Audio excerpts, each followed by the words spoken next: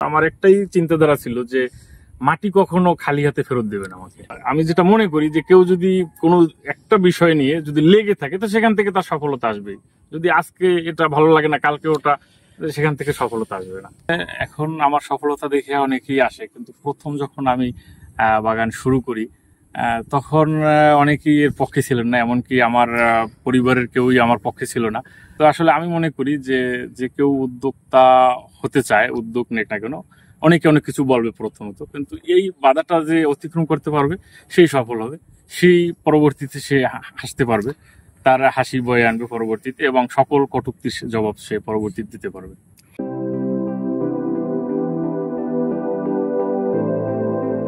আমি প্রবাস থেকে যখন দেশে ফিরে আসি তখন কি করব, চাকরি না ব্যবসা, তো একটা ব্যবসায় নিজেকে নিয়োজিত করছিলাম। তো সেখানে আসলে আমার সফলতা আসেনি। পরবর্তীতে আমি এই কৃষি সেক্টরে চলে আসি। তো আমার একটাই চিন্তাধারা ছিল যে মাটি কখনো খালি হাতে ফেরত দেবে না আমাকে। এখানে আমি যদি নিয়মিত লেগে থাকি তো এখান থেকে কিছু না কিছু আমাকে দিবেই। তো আসলেই আমি সেটা প্রমাণ নিজে পেয়েছি। আজকে আমার বাগানের বয়স 6 বছর রানিং। তো দীর্ঘ এই 6 বছরের পরিক্রমায় তো ধীরে ধীরে আমি সফলতার দিকেই আগাচ্ছি। তো আমি যেটা মনে করি যে কেউ যদি কোনো একটা বিষয় নিয়ে যদি লেগে থাকে তো সেখান থেকে তার সফলতা আসবেই।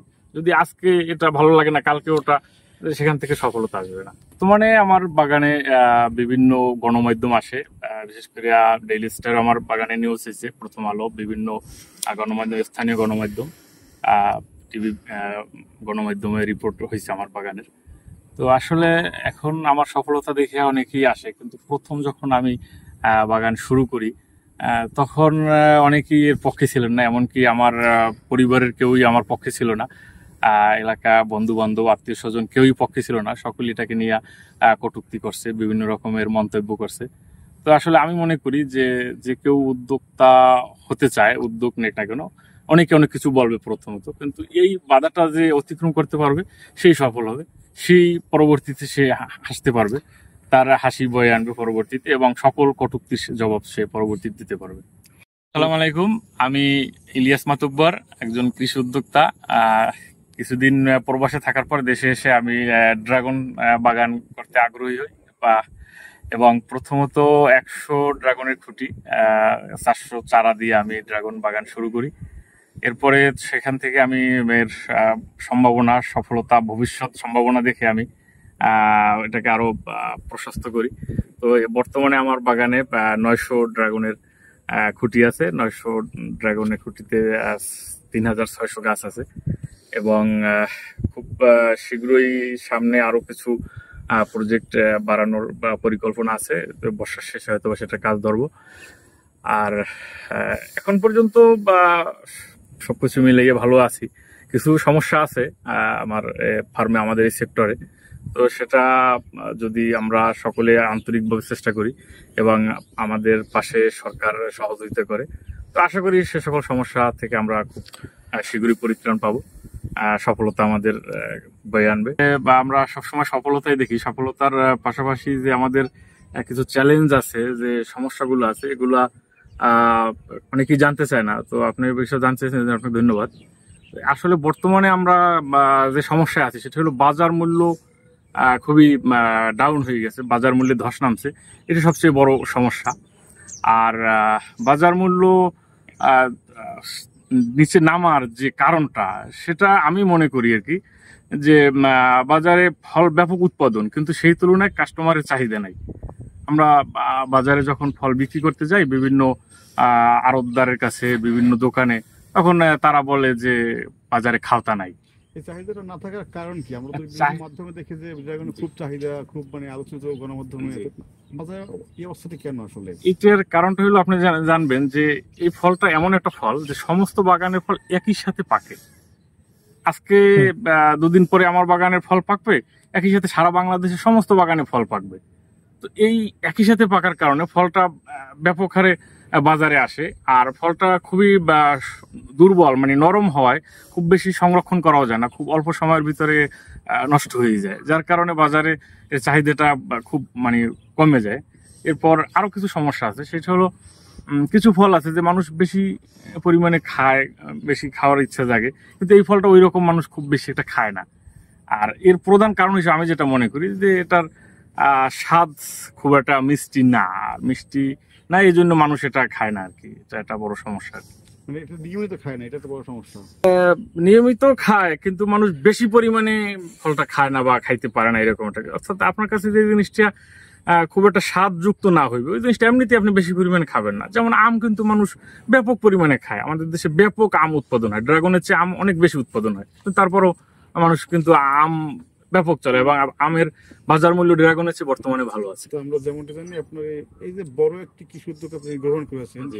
সমস্ত আপনার স্বপ্ন ড্রাগনকে ঘিরে, জি। তো বাজারে যদি এই পরিস্থিতি হয় তাহলে আপনার এই প্রজেক্টের নিকট ভবিষ্যতে এটা আপনার কি হবে, মানে কতটা কঠিন হবে আপনার জন্য? এজন্য এখন পর্যন্ত কি হবে সেইটা ভবিষ্যৎ আমি বলতে পারি না, তবে এক্ষেত্রে আমাদের উত্তরণের জন্য কিছু পথ আছে। সেটা যদি আমরা সকলে একতাবদ্ধ চেষ্টা করি, আমাদের সাথে যদি সরকার আমাদের সাথে থাকে, তাহলে আমরা এখান থেকে পরিত্রাণ পাইতে পারি। সেটা পথ হলো প্রথমত এটাকে আমাদেরকে রপ্তানি করার জন্য আমাদের সরকার যদি উদ্যোগ নেয় যে ফলটা যদি আমরা বিদেশে রপ্তানি করতে পারি, তো সেক্ষেত্রে আমাদের দেশের চাহিদাটা যে ব্যাপক হারে যখন উৎপাদনটা হয় ওইটা বিদেশে রপ্তানি হয়ে গেলে চাহিদা উৎপাদনের তুলনায় চাহিদা সমান সমান থাকবে, তখন এটা বাজার মূল্য ভালো থাকবে এক। এবং আর একটা বিষয় আপনাকে যেটা বলা হয়নি আগে, সেটা হলো যে ফলের মিষ্টতা এমনিতেই কম, ড্রাগন ফলে আরো কম হয় মিষ্টতা। এর পিছনে কিছু কারণ আছে, সেটা হলো আমার মতো আরো যারা কৃষি উদ্যোক্তা আছে তারা এই ফলে হরমোন ব্যবহার করা হয়, কিন্তু হরমোন তারা ব্যবহার করে বাধ্য হইয়া। কেন বাধ্য হইয়া? ফলটা একই সাথে পাকে, বলছি একই সাথে পাকে, তো এই ফলটাকে যদি ওই হরমোনটা প্রয়োগ করা হয় তো একটু সময়টা বাড়ানো যায়। অর্থাৎ হরমোনটা প্রয়োগ করলে ও 5 দিন 7 দিন পরে পাকবে, তো সে ওই তখন বাজারে চাহিদা থাকে, ওই বাজার মূল্যটা পাওয়ার জন্য একটু সামান্য বাজার মূল্য পাওয়া হরমোন প্রয়োগ করে। এখন সকলেই এই হরমোন প্রয়োগ করতে যাইয়া দেখা গেছে যে সকলের ফলই ওই দেরিতে হয়। উপরন্তু হরমোন প্রয়োগ করার কারণে ফলের স্বাদ একেবারেই নষ্ট হয়ে যায়, প্রাকৃতিক আর স্বাদ থাকে না। তো ভোক্তার চাহিদা নাই, কারণ আপনি একবার বিষাদ ফল কিনে খাইবেন, এরপরে আপনার আর ওটার ইচ্ছা থাকবে না। তো এই কারণে ফলের বাজারটা ধস নামছে এভাবে।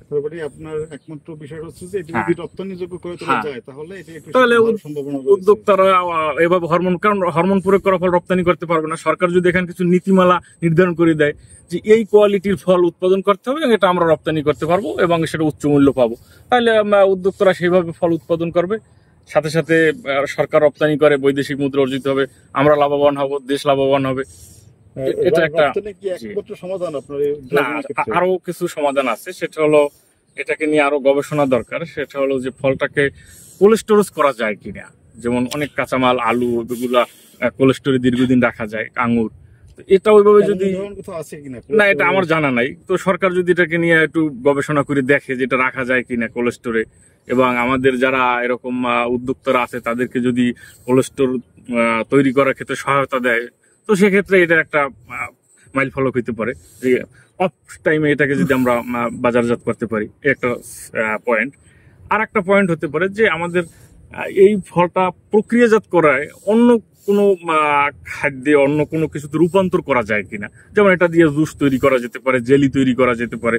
এটা আমাদের দেশে যে সকল কোম্পানি আছে, জুস কোম্পানি, বিভিন্ন কোম্পানি আছে, তারা যদি এটাকে নিয়ে কোনো একটা প্রসেসে যায়, প্রক্রিয়া যায়, তো সেক্ষেত্রে এটা একটা সমাধান হতে পারে। তো এগুলা আমি ব্যক্তিগতভাবে মনে করি যে এই বিষয়গুলো যদি একটু আমাদের দিকে সরকার নজর দেয়, তো আমার মতো আরো হাজারো যারা উদ্যোক্তারা আছে ব্যাপক ইনভেস্ট করে আমরা আসলেই একটা দ্বারপ্রান্তে গিয়া দাঁড়াইছি যে আমরা কোনো পরিত্রাণের সুযোগ পাই না, তো এক্ষেত্রে আমরা হয়তো মুক্তি পাবো বলে মনে করি। কারণ আজকে এই সময়ে দেখেন আমও কিন্তু 100 টাকা 150 টাকায় ম্যাক্সিমাম ভালো আমগুলো বিক্রি হয়, কিন্তু সেক্ষেত্রে ড্রাগন ফলটা 60 টাকা 70 টাকা 80 টাকা 100 টাকা, হাইয়েস্ট 120 টাকা এর উপরে বিক্রি করা যায় না আমাদের এই ফলটা। তো আসলে আমাদের এই ফলটা উৎপাদনে কিন্তু খরচ বেশি। হ্যাঁ, আমি 400 টাকা কেজি বিক্রি করছি গত 2 বছর আগে, 400 টাকা কেজি বিক্রি করছি। এখন সর্বনিম্ন তো 80-90 টাকা বললাম, 120 টাকা। যখন চাহিদা থাকে বাজারে তখন সর্বোচ্চ 150 টাকা এর উপর বিক্রি করতে পারি। ক্ষতিগ্রস্ত হচ্ছে না আপনার এখন ক্ষতিগ্রস্ত বলতে আমার আয় ব্যয় মোটামুটি সমান সমান দেখি। এখানে ব্যাপক খরচ আছে এবং ব্যাপক ইনভেস্ট আছে, ড্রাগনের খুঁটি পিলার করতে ব্যাপক ইনভেস্ট। তো সেই ইনভেস্টটা উঠে এখন পর্যন্ত আমার আসে নাই। ইনভেস্টটা উঠে বিগত বাজার মূল্য যদি থাকতো তো হয়তো আমি আশা করছিলাম যে আগামী 2 বছর ভিতর আমি ইনভেস্ট পুরোটা উঠে আমি লাভবান থাকবো, কিন্তু এই মুহূর্তে আমি সেই সম্ভাবনাটা দেখতেছি না যে আসলে আমার ইনভেস্টটা উঠে আসবে যদি কিনা। রপ্তানিযোগ্য করে না তোলা যায় জি। আর যদি কোলেস্টেরল না করা যায় তাহলে আপনার ইনভেস্ট তার সময় লাগবে, এটা মনে হ্যাঁ, করেন? আরো অনেক সময় লাগবে এবং এটাও হইতে পারে যে অদূর ভবিষ্যতে এই সম্ভাবনাময় ফলটি হারাই যাবে ধীরে ধীরে। তা আমরা তো বিভিন্ন প্ল্যাটফর্মে ড্রাগনের খুব সফলতা দেখি, আপনার জি, ক্ষেত্রে সফলতা ছিল। এটি ভিন্নতর কেন হলো? না, আমার ক্ষেত্রে এটা বর্তমান বাংলাদেশের সকলের ক্ষেত্রে ভিন্নতরটা। এটা হয়তো বা সকলে ফুটেই তোলে না, সকলেই সফলতাটাকে দেখায়, কিন্তু আপনারা আমাদের একটু আলাদাভাবে আসছেন, এই জন্য অসংখ্য ধন্যবাদ আপনাদেরকে যে আমাদের এখানের চ্যালেঞ্জ গুলাকে তুলে ধরার জন্য। কারণ প্রত্যেকটা সফলতার পিছনেই একটা ব্যর্থতার গল্প আছে, একটা চ্যালেঞ্জ আছে। তো চ্যালেঞ্জটা সবাই তুলে ধরে না। এখন বাংলাদেশের যে কোনো ড্রাগনের বাগানে যান না কেন, আমার এই একই কথা শুনতে পাবেন যে তারা হতাশ, বাজার মূল্যের দিক দিয়ে তারা হতাশ। তো সার্বিক প্রেক্ষাপটে কিভাবে পরিবর্তন হতে পারে আপনার? এই যে কথাগুলো বললাম যে সরকার যদি রপ্তানিটা হলো প্রধান, তারপরে কোল্ড স্টোর বা প্রক্রিয়াজাত ফুড প্রসেসিং এর মাধ্যমে যদি এটাকে অন্য কিছুতে রূপান্তর করা যায় তাহলে এটা হইতে পারে। যেমন আমরা আমের ট্যাঙ্ক শরবত খাইতে পারি, আম, তারপরে ওই যে কমলা অরেঞ্জের আমরা শরবত খাইতে পারি, সেক্ষেত্রে ড্রাগন এই ফ্লেভারের শরবত তৈরি হতে পারে, বিভিন্ন কোম্পানি তৈরি করতে পারে। উৎসাহিত করছেন? হ্যাঁ, জুস হোক এবং ওই যে যেটা ট্যাঙ্ক যে পাউডার ওভাবে তৈরি হতে পারে, এটা দিয়ে অন্য বিভিন্ন কিছু তৈরি করা যেতে পারে। সেটা যারা ফুড প্রসেসিং যারা কোম্পানি আছে তারা এটা নিয়ে গবেষণা করে অনেক কিছু হতে পারে। আমরা যেমনটা দেখি সবাই মূলত সফলতার কথা বলে, আপনি সমস্যার কথা বললেন। আমরা আপনার বাগানের মতো সফলতার গল্পটা নিতে এসেছিলাম। যেহেতু সমস্যার কথাই বলতেছেন, নতুন যারা উদ্যোক্তা, যারা ড্রাগন নিয়ে যাদের স্বপ্ন, নতুন ড্রাগন সেক্টরে আসতে যাচ্ছেন, তাদের উদ্দেশ্যে আপনার কি পরামর্শ থাকবে? তারা এই মুহূর্তে বর্তমান বাজার যে লেভেলটা, এই মুহূর্তে একটু ভেবেচিন্তে আসা দরকার। কারণ এটা ইনভেস্টে প্রথমত অনেক ব্যয় হয়ে যায় ড্রাগন সেক্টরটা। যেমন বড়ই বাগান, আম বাগান, এখানে খুবই নামমাত্র ইনভেস্টে সে একটা সফল হতে পারে। একটা বড়ই চারার দাম মাত্র 15 টাকা, একটা আম চারা 50 টাকা দিয়ে সে লাগাই সে সফল হতে পারে 1-2 বছরের মাথায়। কিন্তু এখানে ব্যাপক একটা ইনভেস্ট আছে, তো একটু ভেবেচিন্তে আসতে হবে। এবং আমি মনে করি যে পর্যায়ক্রমে যদি গভর্নমেন্ট আমাদের দিকে এভাবে নজর দেয় তো আসলে আমরা সবাই সফল হব সামনের দিকে। ইলিয়াস মাহমুদ, 900 ড্রাগন যে বাগানে আছে সেটা একটি অনেক বড় পরিসরের একটি প্রকল্প। সরকারের পক্ষ থেকে আপনারা এখন কি ধরনের সহযোগিতা পেয়েছেন? সরকারের পক্ষ থেকে আমাদের এখানের কৃষি সম্প্রসারণ অধিদপ্তরের এখানে কৃষি কর্মকর্তারা, তাদের সাথে যোগাযোগ আছে, তারা আসে এবং কোনো রকমের সমস্যার মুখোমুখি হইলে যে আসলে এটার সমাধান কি গাছের অর্থাৎ রোগ বালাইয়ের ক্ষেত্রে, এটা তাদের কাছ থেকে আমরা সমাধান পাই। বিভিন্ন ট্রেনিং প্রশিক্ষণে তারা আমাকে ডাকে, সেখান থেকে ট্রেনিং পাই। এ সকল সহযোগিতা তাদের কাছ থেকে পেয়ে থাকি আর কি। এটা যথেষ্ট কিনা, মানে পরিবহন সহযোগিতা সরকার দিকে থাকে, একজন উদ্যোক্তা ক্ষেত্রে যথেষ্ট কিনা? এখন তারা যে সহযোগিতা দেয় এর চেয়ে আসলে তারা অন্য কিছু করতে পারবে আমার জন্য, আমি সেটা দেখি না, আর আশা করাও ঠিক না। হ্যাঁ, এটা তাদের সরকারের যে সেক্টরটা আছে এটার কাজই হলো, অর্থাৎ তারা ফসলের গাছগাছালির ডাক্তার, তো আমাদের সেগুলো প্রেসক্রিপশন করে থাকে, পরামর্শটা এলো তাদের। হ্যাঁ হ্যাঁ হ্যাঁ, সরকার তারা তো পারবে না আমার ফলগুলো বাজারজাত করে দিতে, তারা পারবে না আমার ফলগুলোকে উচ্চ মূল্যে বিক্রি করে, তাদের কাজও না। যদি সরকার অনতিবিলম্বে কোলেস্টেরল এবং আপনি যদি বললেন যে রপ্তানির দিকে গুরুত্ব না দেয় তাহলে ড্রাগনের নিকট ভবিষ্যৎটা কোথায় গিয়ে দাঁড়াবে? নিকট ভবিষ্যৎটা হয়তো বা এই সেক্টরটা থেকে অনেকে মুখ ফিরিয়ে নেবে, অনেকে হারাই ফেলবে। দেখা গেছে যে এখানে লাভবান যখন হচ্ছে না, এটাকে কেটে অন্য কিছু করবে, এইভাবেই স্বাভাবিক।